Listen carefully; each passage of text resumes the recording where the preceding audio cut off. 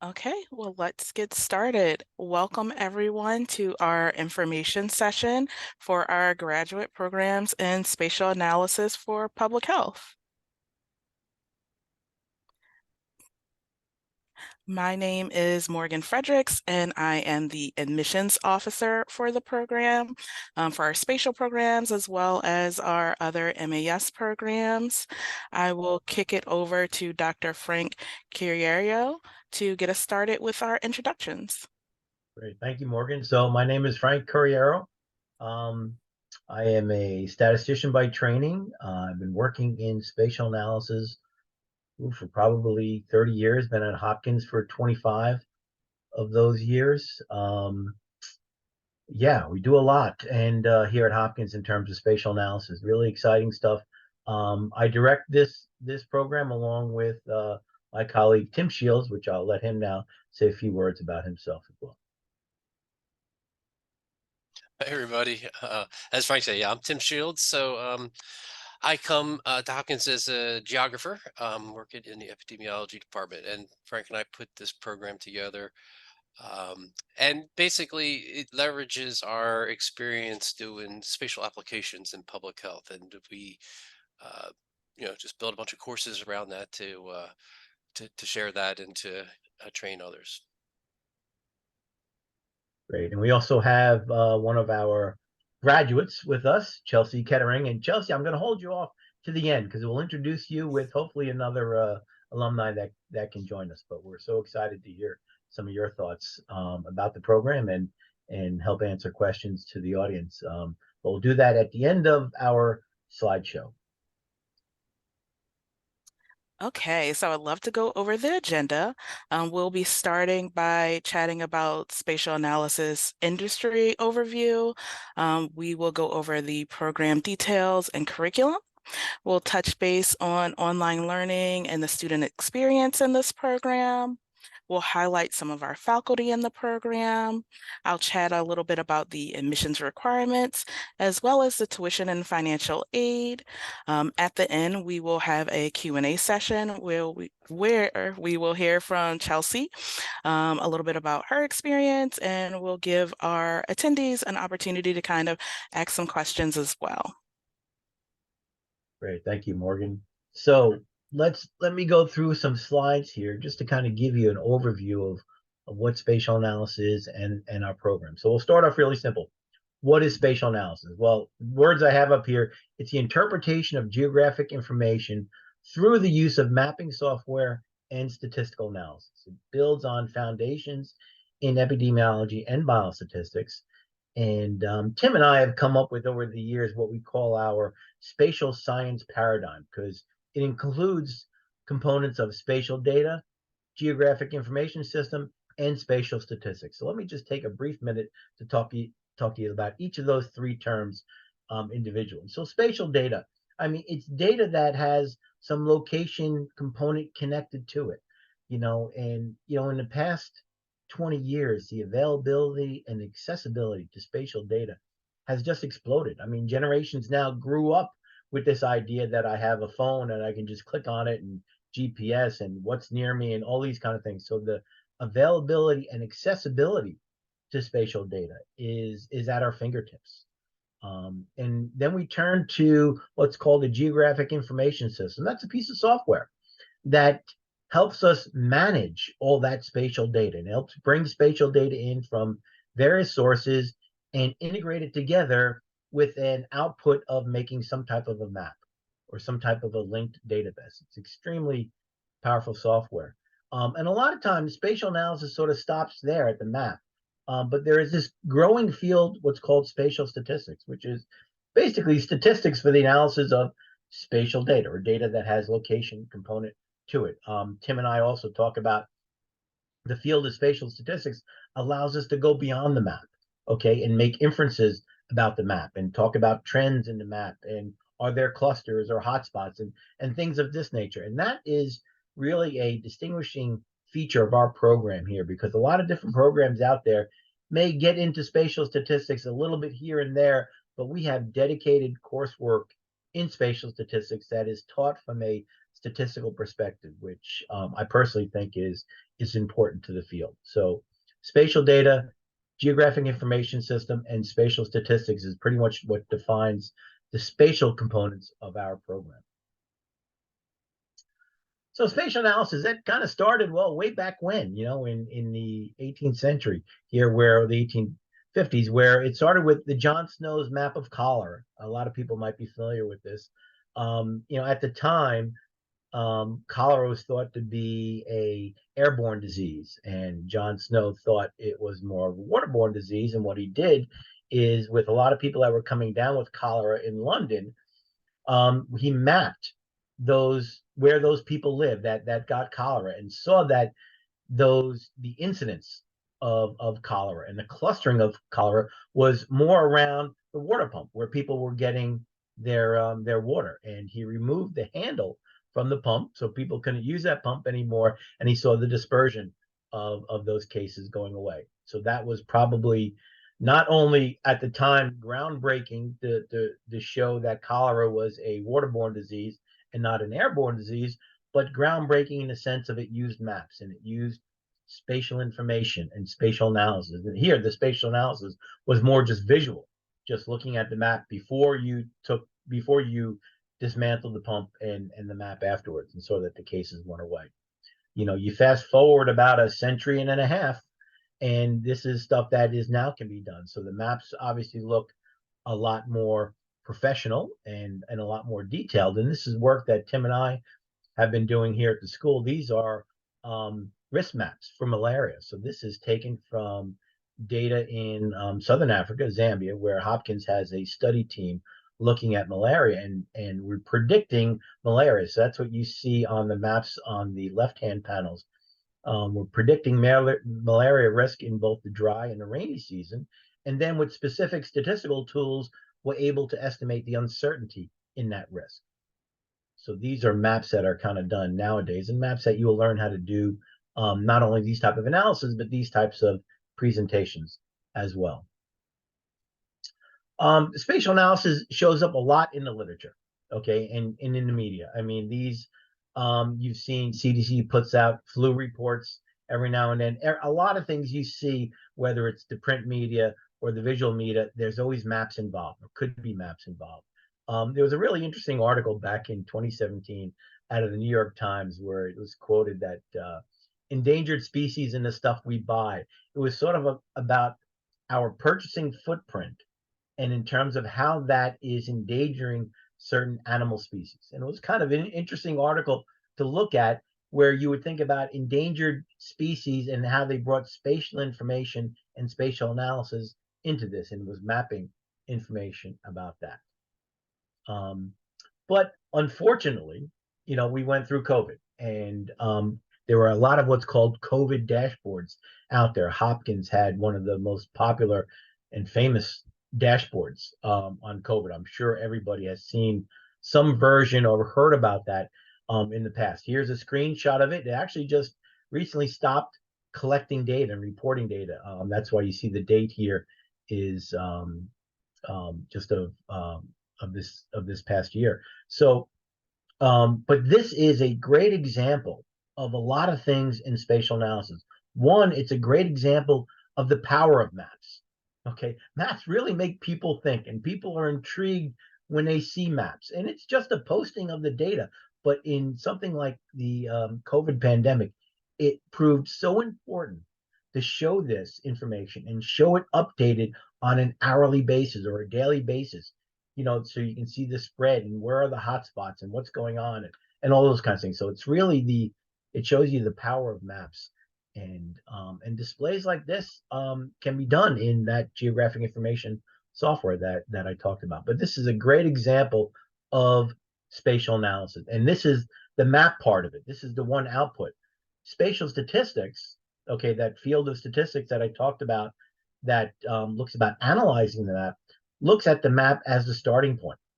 Whereas in GIS, the map is sort of the end point. So people may go beyond, and people have gone, downloaded this data and done some spatial statistical analysis to that data. So why spatial analysis? Well, here are some quotes from the industry. Because the uses of geospatial technology are so widespread and diverse, the market is growing at an annual rate of almost 35%. Another quote from the U.S. Geologic Survey and the U.S.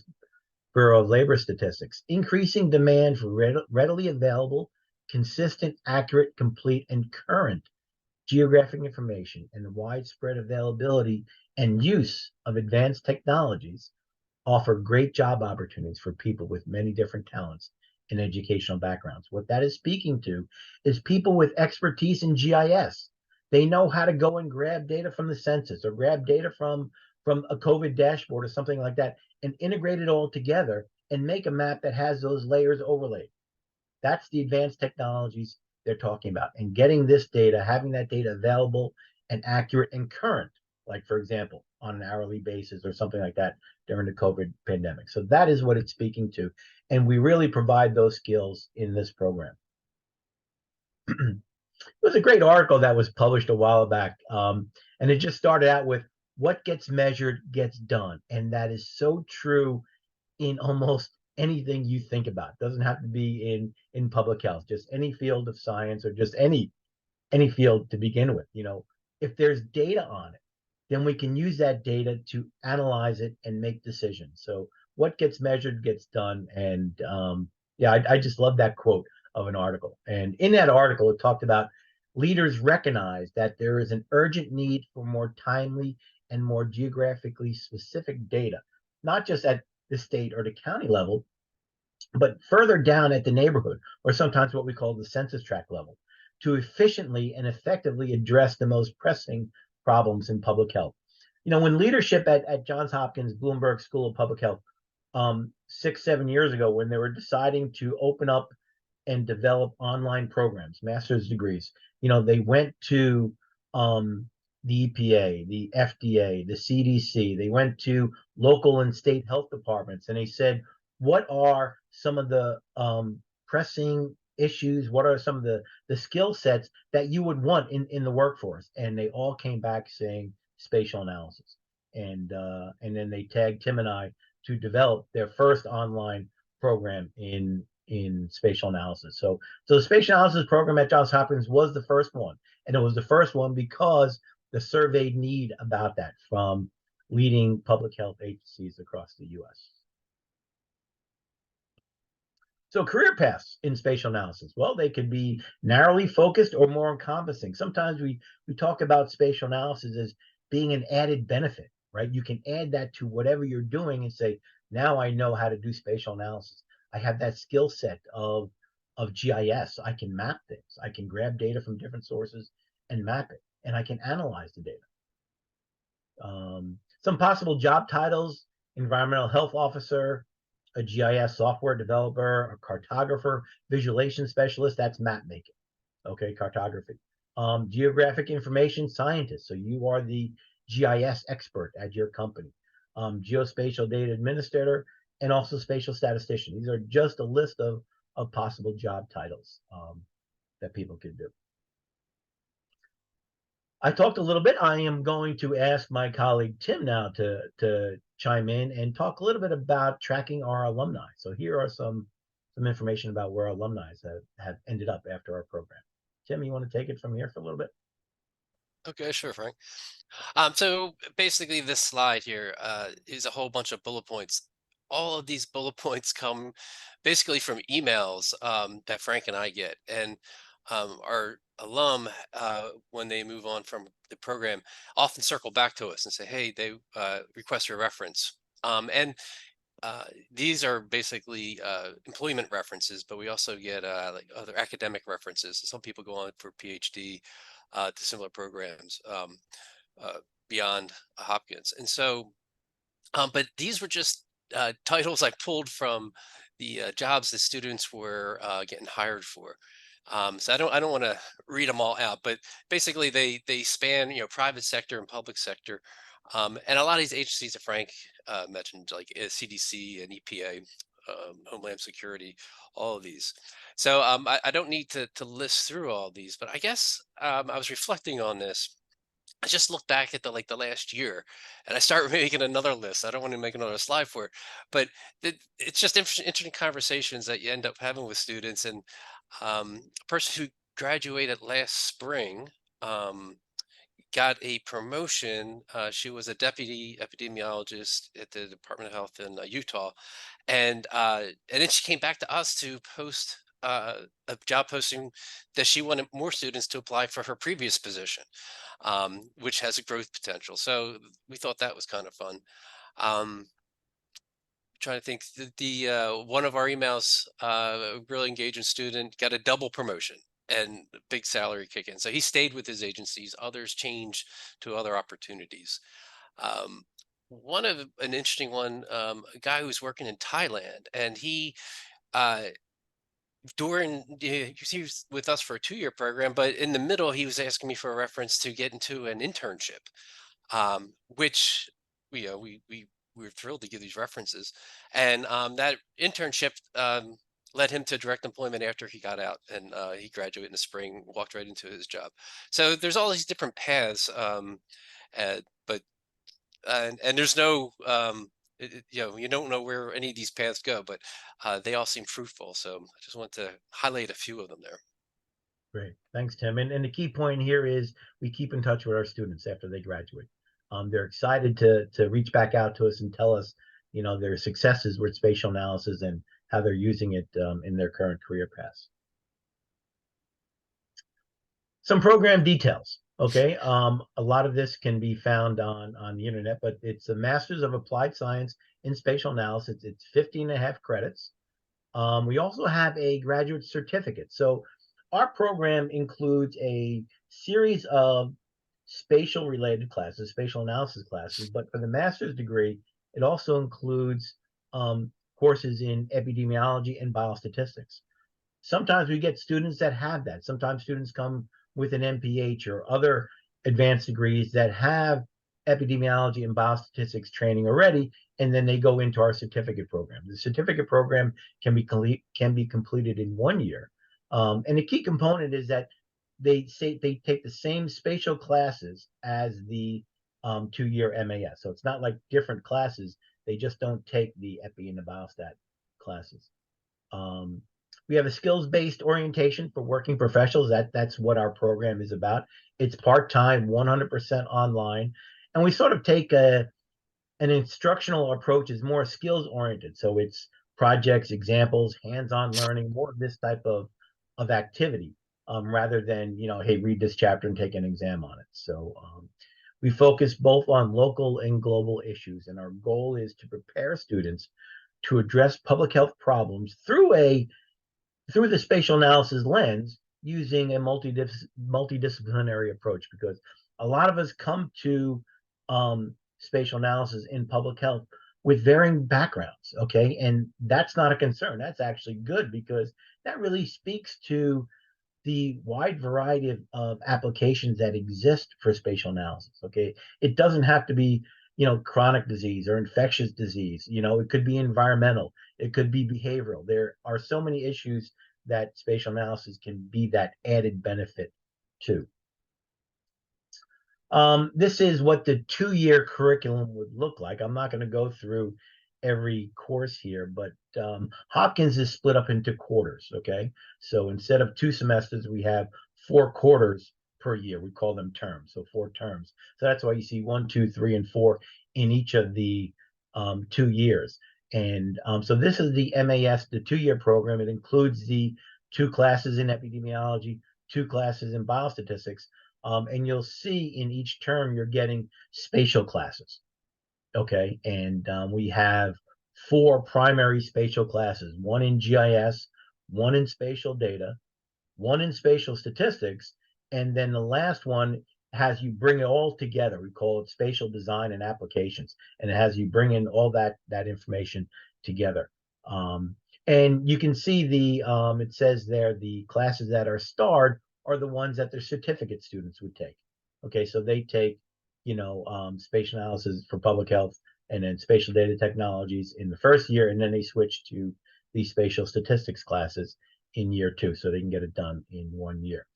At the very bottom there, you see integrative activities. So that's sort of like our capstone project. So all students in the 2-year master's program, not the 1-year certificate, but in the 2 years master's program, they take they complete what's called an integrative activity. That to us is a complete spatial analysis of a particular problem. Okay. And what's neat about our program is we allow students the opportunity to bring in their own data.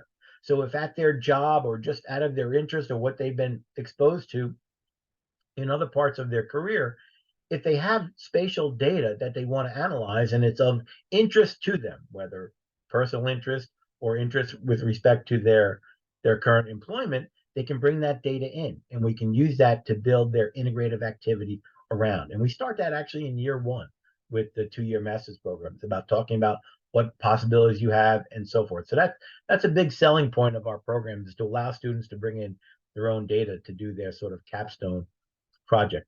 If that's not possible to you, and we get about half students bring it in, half students don't, we have other data on our end that we share with students with a whole list of different objectives for them to follow through and build that capstone project around.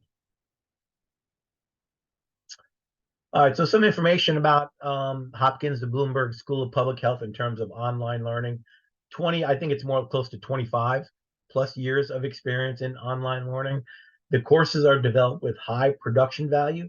So like if this was me recording a lecture, the editor would take all that and then, edit out the uhs and the ums and stuff like that. And we would redo certain portions. So it's a really of high production value. And the online course activities are structured to keep students engaged throughout the program. Okay, so we try really hard to keep students engaged, even though it is 100% online. And all the lectures are recorded by us, and which provides a lot of increased flexibility for students.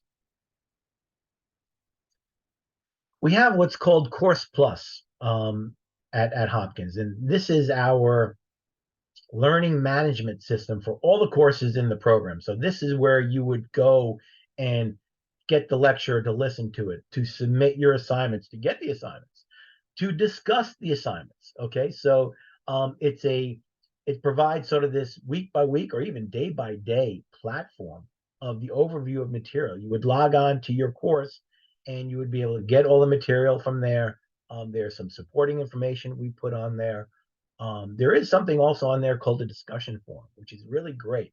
You can just at any time post a question, and then everybody else sees it. Not only the other, not only your peers in the class, but the faculty see it, the teaching assistants see it, and anybody's able to respond to it. So if you have a question about a lecture, or you have a question about a homework assignment or anything, or you just want to share something interesting about spatial analysis, a lot of students do that. And we kind of structure the discussion forum with different topics, like, homework related, course related, and maybe other, so students have that opportunity to post whatever they want on there. And sometimes you get really good active discussions going on. And it's a great way to meet and communicate with your fellow classmates. Okay, well, you've seen some of us already here. Some of the other faculty, so Elizabeth, Aruna, and Rosa, also teach in the program more of the epi side of things. And we have another professor, not shown here, that does the biostatistics. And there's a lot for the 2-year master's program. There's also these professional development type courses that help students along with lit reviews and doing other things like that. And Aruna runs a lot of those classes. I will switch it over to Morgan now to talk more specifically about admissions requirements. And Morgan, just tell me next slide when you're ready to go to the next slide. Okay, will do. Thank you so much, Frank. Okay, so to get started with us, we ask applicants to do their application either in Sophus or Sophus Express. So for people who are looking to start with the MAS program, you would complete your application in Sophus. For people who are looking to start with the certificate program, you would complete your application in Sophus Express. Regardless of which program you decide to pursue, you would need to have already completed a bachelor's degree from an accredited college or university, have sufficient prior quantitative coursework or evidence that you have the ability to do quantitative coursework. And that can be, maybe in your career, maybe you've gained those skills career-wise. We would like to see a current resume or CV. For applicants pursuing the MES program, we would need 3 letters of recommendation. For applicants pursuing the certificate program, we would only need 1. Now, for your letters of recommendation, we would like if one of those letters of recommendation maybe came from an advisor at your previous institution for school, or maybe a manager or supervisor. We understand that sometimes people haven't been to school in a long time, so it's kind of hard to keep in contact with connections from maybe your undergraduate degree. So we're really open with the letters of recommendation. For both programs, we need students to complete a statement of purpose. I will say the statement of purpose is the most important aspect of the application. The statement of purpose allows applicants to really introduce themselves to our admissions committee. In the statement of purpose, I think it should highlight your understanding of what the program is, a little bit about yourself and why you're passionate about spatial analysis for public health, and maybe a little bit about what you would like to do after you pursue the program. How will the knowledge from the program really help you in your career? For international students or applicants, we require an English proficiency exam. We also require international applicants to have their coursework evaluated. The evaluator that we really recommend is WES. Could you hit the next slide for me, Frank? So applications are done on a rolling basis. We stress that candidates apply as early as possible. A lot of times when you're doing the application, sometimes things take a lot longer than anticipated. For example, getting those letters of recommendation. Sometimes it's really hard to get official transcripts, especially if you're taking courses overseas. So we suggest students to really get everything in sooner rather than later. The final application deadline for our fall term will be July 1st. So that is a hard deadline. Again, although the deadline is July 1st, we strongly recommend students get all of their information in much sooner than that, especially starting the process sooner than that.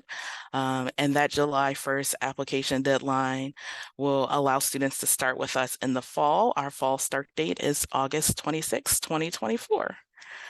Could you hit the next slide, please, Frank? Okay, so let's chat a little bit about the tuition for the program as well as financial aid opportunities. So the tuition for the program is $1,321 currently. Tuition and scholarships are evaluated each year. For all OPAL students, you have an automatic OPAL scholarship, so you don't need to do any additional applications for this. The current scholarship covers $508 per credit. So overall, it's a savings about 38% of the overall tuition for the program. So per credit, you're really coming out of pocket about $813 per credit. Beyond the OPAL scholarship, there are definitely other funding opportunities. Johns Hopkins has a great financial aid office to assist in kind of doing federal loans as well as private loans.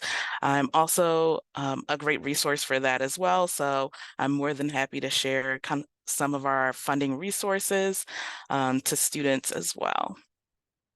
Okay, Frank, can you hit the next slide? Okay, so that wraps up more of the formal part of our presentation. I will hand it back over to Frank, Tim, and Chelsea to kind of chat more about Chelsea's experience. And again, then we will open it up to any of our attendees if they have questions with us today. Okay, thanks, Morgan. I'll just maybe give the introduction to Chelsea. Chelsea came to our program as an epidemiologist already, and she joined our certificate program. Basically, she had all the epi and biostat coursework and experience already. So she just wanted to add the spatial courses. So that's what the certificate program is about. Chelsea graduated with the certificate last spring, and pleasure to have her, but we're excited to have her here today to share some of her thoughts. So let me turn it over to, I guess, to Frank and Chelsea at this point. Thanks, Tim, and Chelsea. It's great to see you.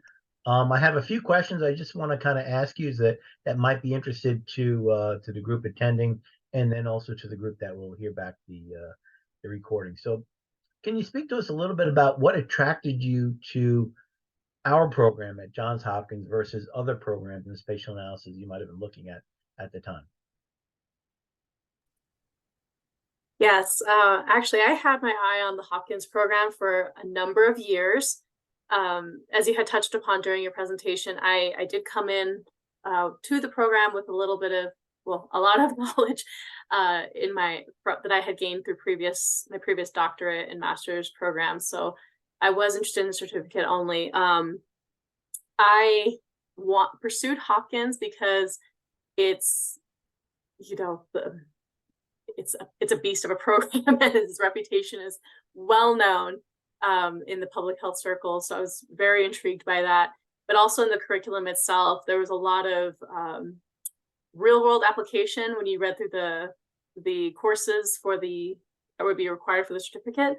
And I was intrigued by that, not only being able to learn real world application for spatial analysis, but also have the ability to bring in what I currently knew and apply that so that I could easily and seamlessly, transition back to my work and my job with these new skills. Great, thank you for that. Let me ask you another question. How has your career changed since graduating? I know it's been a couple, maybe only about 6 months, but have you been incorporating spatial into your job, and how do you think it's all changed, and how has it benefited your career? Oh, goodness, yes. So I work with a branch of the Department of Health and Human Services. So it's a federal position. This certificate has changed my career immensely. Before I participated in the program, there were no subject matter experts where I work that had any knowledge on GIS or their applications. And so as soon as I got my certificate, I was immediately thrown into numerous projects that require the use of GIS and spatial stats. So I've worked on a number of projects, some in partnership with Johns Hopkins and their Center for Indigenous Health. And I'm still working on that today. And it's all pertinent to my tribe, the Navajo people, and that geographic area. I am currently also working on the Cancer Moonshot Initiative, which is a federal initiative backed by the President of the United States. And I've been tasked to work on some of the geocoding for referral sites that we have for that. So there's a lot of things I've gained from this program, and I'm really excited to be using these skills in my professional work now. I've also kind of moved into a focus of environmental health applications. So we're looking at asthma initiatives using GIS, and I'm really excited about it. It's been great. Well, that's wonderful to hear. I mean, as professors, instructors, Tim and I, that's probably some of the best. How would I say it? It's probably some of the best rewards we can get from teaching is hearing back from students on their success in terms of using what they've learned in our courses. One more question, Chelsea. Any advice you would give to prospective students that are considering our program?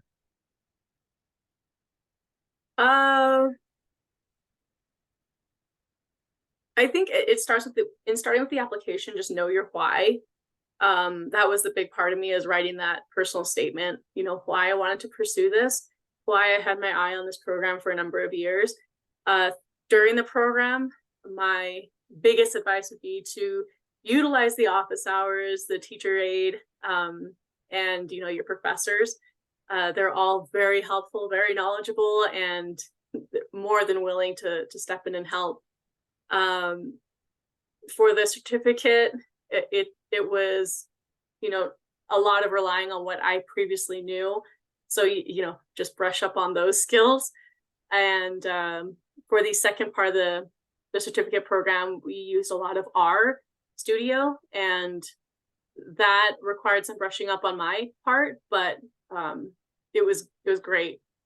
I can't speak highly enough of this program. Great. Thank you for that, Chelsea.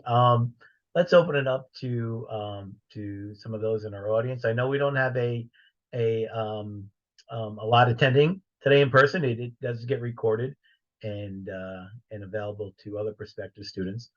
But Jamie and Lavelle, if you each just want to unmute yourself, if you have any questions for either Chelsea or Tim or I, or even Morgan, in terms about the program requirements and specifics, please just chime in and let us know some of your questions.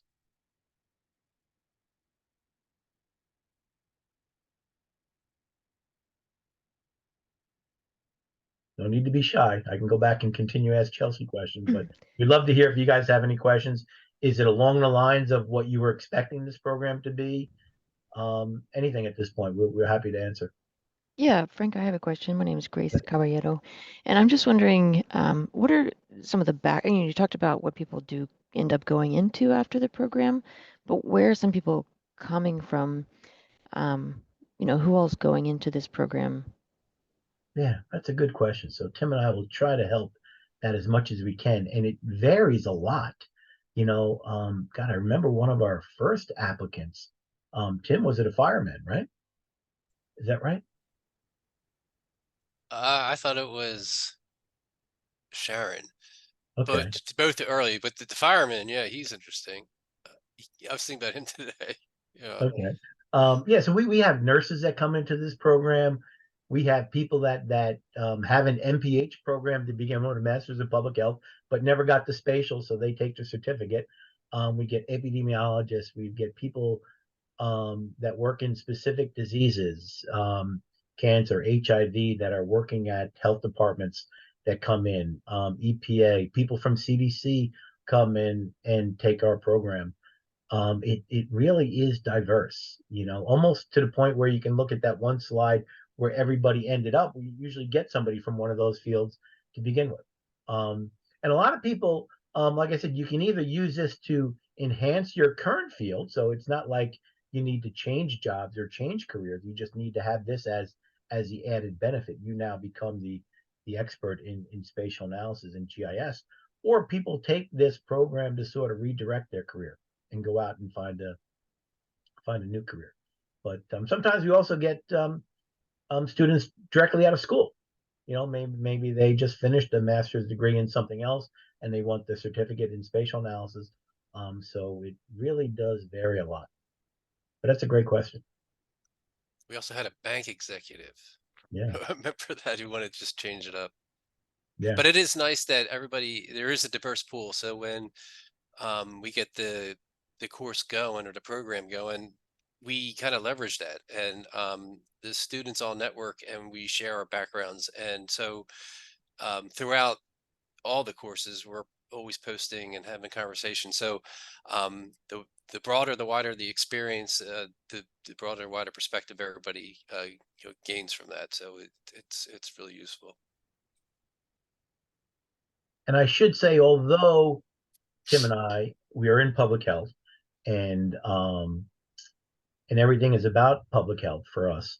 The skills you learn in GIS and spatial statistics is not only for public health. All those extend outside of public health. Tim, I noticed Marty was joined the call. Yeah, I just saw Marty pop in. Hello. Yeah. Yeah. Yeah, I've been using that. So I just graduated in the spring, and I've been using it for a variety of different things. I do volunteer work in the political sphere, so I use it there, making maps. Everybody loves maps. Let's see here. I have a job now in healthcare, actually, and there's always need for ability to analyze things in a spatial context there. So yeah, access to hospitals, to primary care, that type of thing. So a lot of meaningful things that are adjacent to public health, but are useful. So. Mhm. And just to explain to the audience here, Marty was with us for 2 years with the Masters of Applied Science, whereas Chelsea was here for 1 year with the certificate program. So different experiences for them. So they were both here to kind of share each of those programs. Yeah, and I can say also that I took interest in the program. I'd been working in biotechnology, actually, and I was thinking about using different spatial analysis techniques for some new types of assays that are being used now in the biological sector, or the biotech sector, but I actually found that I really liked the public sector, so I actually made a move after a number of years. So it gives you a lot of different opportunities. There's a lot of ways that what you learn can be applied for a different path forward. So yeah, I found it really great. Thank you for that, Marty. Other questions from our attendees that you have for any of us here on the platform? Hi, I have a question. I would be coming into this program with an MPH and some experience in spatial analysis, and I'm kind of wondering more about the specifics of some of the courses and just what they have to offer on top of what I've already learned. I was wondering if there was a way to access the syllabi for some of the courses.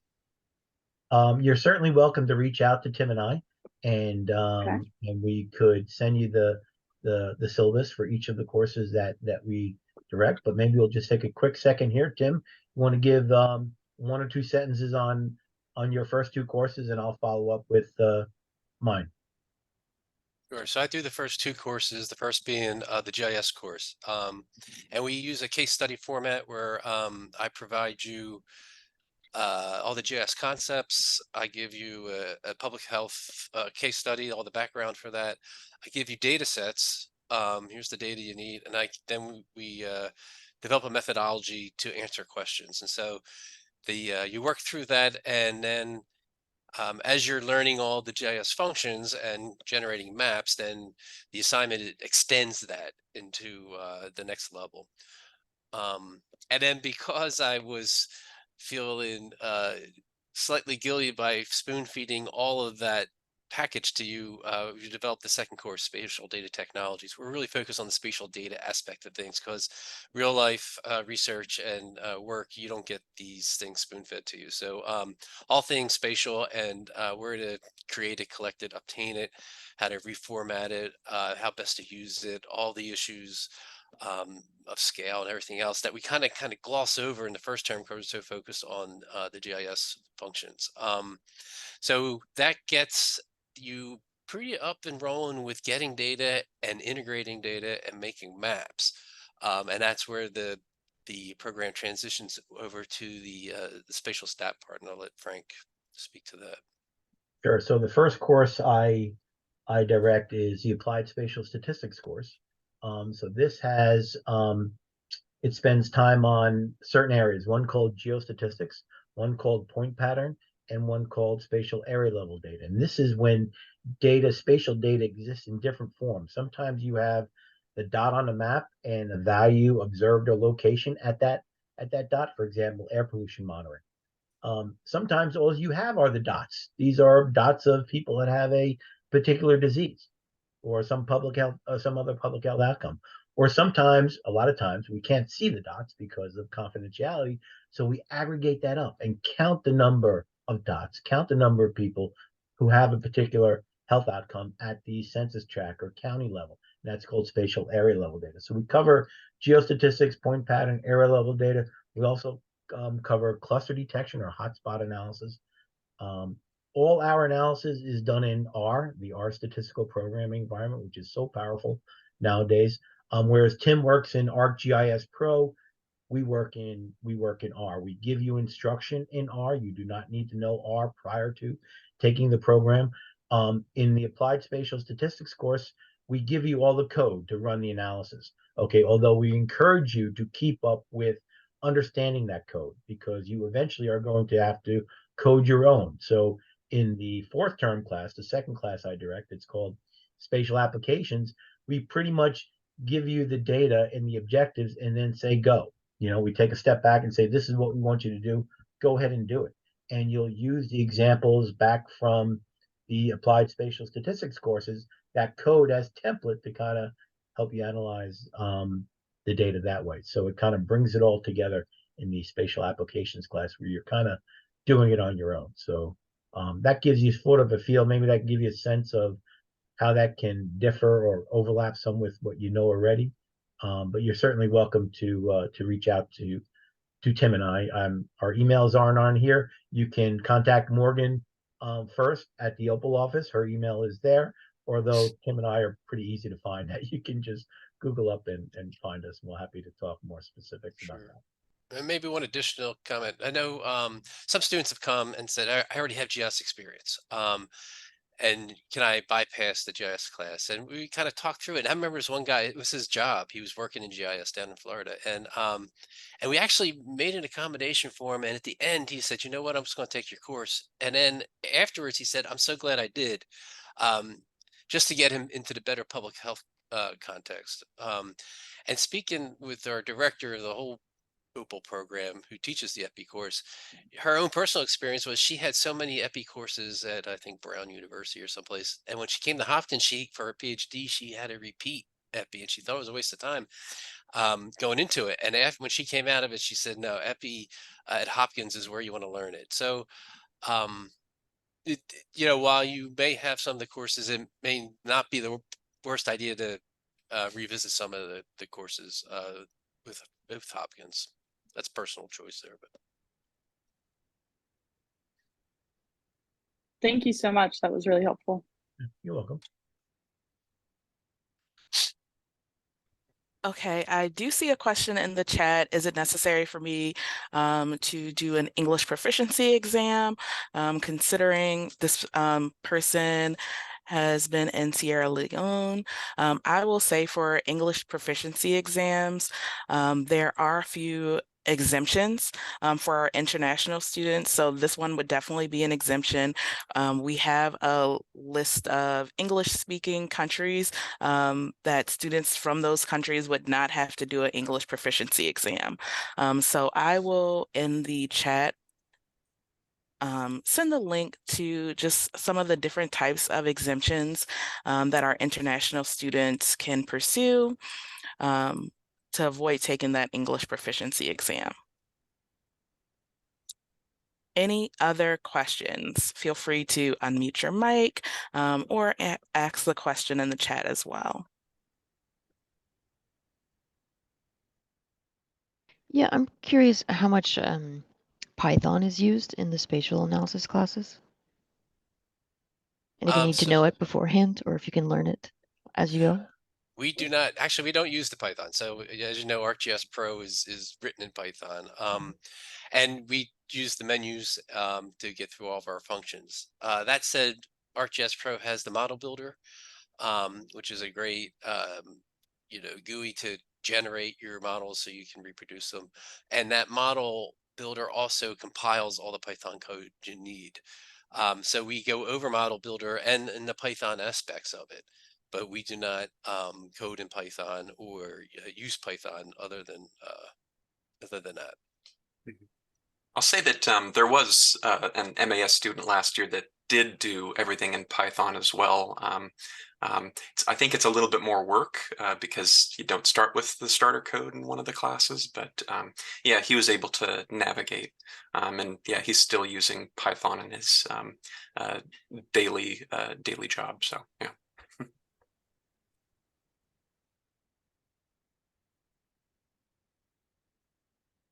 Maybe I can ask Chelsea and Marty. I mean, Frank and I have our perspective on this, but we try to build cohesion within the cohort and build, so everybody is working with each other and get to know each other. Maybe you can speak to that, because I know while we have group discussions and we have live talks and we all talk together, I do know the students kind of form connections and networking on their own, and that's a little independent of Frank and I as well. So, but maybe if you want to speak to that, that'd be nice. Sure, I can certainly speak to that. Yeah, I actually grew very close to a number of people in my cohort. Yeah, we'd have study sessions and kind of go over homework problems periodically. Grew very close, as I mentioned, and yeah, then met up to walk in graduation. So it was really great. Yeah, one of the highlights of my life, I'd say. So. I'd say beyond focusing on, school lectures and whatnot, we also we had a separate chat section that we utilized in Teams, and we had individuals from both the master's program and from the certificate program in this group, and we also shared information from our current successes in the work, in our professional work. We also use that as a platform to share and bounce ideas off one another for, hey, I want to start pursuing something, spatially in this realm of my work. What are some ideas? And we were able to bounce that off each other. So definitely a strong network that we built, and it's still going on now beyond graduation. And just to be clear, they set up those communication channels outside of Tim and I and Hopkins. So, so Tim and I don't see that, and that's a good thing that we don't see that, and that we're not included in that. So.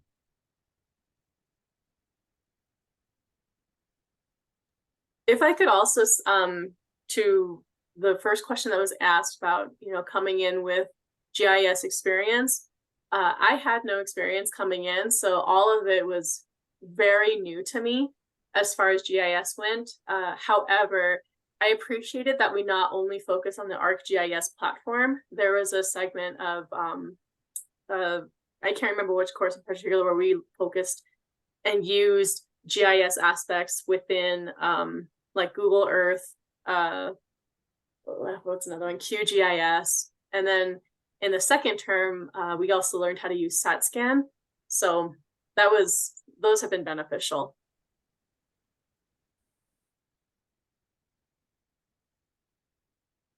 That all goes to, we're not trying to teach you a software, we're trying to teach you these concepts. So yeah, once you apply it any which way you can. Yeah, and certainly making those connections within your cohort is really useful, because yeah, we had a number of people who were more comfortable in data analysis but didn't have a public health background. Other people came in with that public health background but needed to learn the analytical aspects, so it really kind of created a useful synergy in the study groups.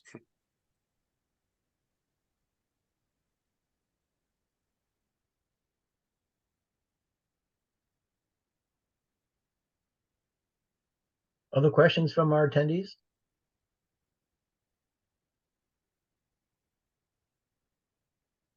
I know we're getting close to time.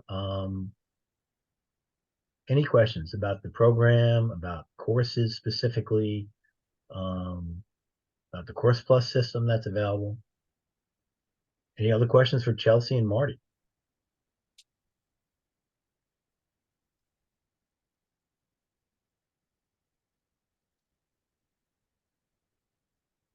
Chelsea and Marty, I want to provide you each an opportunity to say any final words you might want to these prospective students and to those that might be, listening to the recording.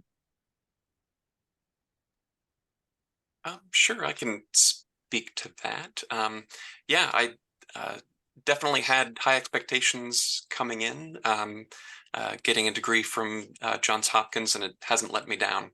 Yeah, I'm really happy in the new course that to my career that I've leveraged with the new degree. So yeah, it's well worth the time and effort. So yeah, thanks for having me. Yes, in addition to what Marty shared, it is very much a growing field, and you're kind of seen as like a hot ticket in the workplace. I've had nothing but grand things to say about the program. I had a wonderful experience, and then the connections I've made will last a lifetime. I know that sounds a little cliche, but it's true, and it's been a great, worthwhile endeavor of my life. Thank you. Yeah, and actually that brings to mind something that Chelsea was talking about. So I've just started a new job a couple months ago, but I've already made connections in a government agency that's 1,800 people. I've already made connections with people who have worked with GIS, and we're just kind of already bouncing ideas off of each other for how we can use this work to inform different analyses. So yeah, it's pretty great. You're an elite force within any place that you join. Well, let me also say that we enjoyed having you both in the course as well. I see there is something in the chat here. Through the course, do you build towards a portfolio that would support getting a what is a JISP certification? Somebody help me with that. I think it's the professional GIS. Oh, professional Yeah. GIS. Okay. Yes, I'm actually focused on that right now. In fact, you do have to have one of the prerequisites that you have to have, I believe, 2-year minimum working within the field of GIS. So as of right now, I think I have collectively about I think 9 months. So still going, but yes, a lot of the projects the faculty teaches you how to save it, how to properly store everything so that you can archive and use it in a portfolio. Thank you, Chelsea. Morgan, I'll let you close us out. Okay, well, thank you everyone for joining us for our information session. Special thanks to Frank and Tim, as well as Chelsea and Marty for joining us. If you are interested in applying, feel free to start the application today. The QR codes are right there. If you have any other questions about the program, the application process, feel free to reach out to me via email.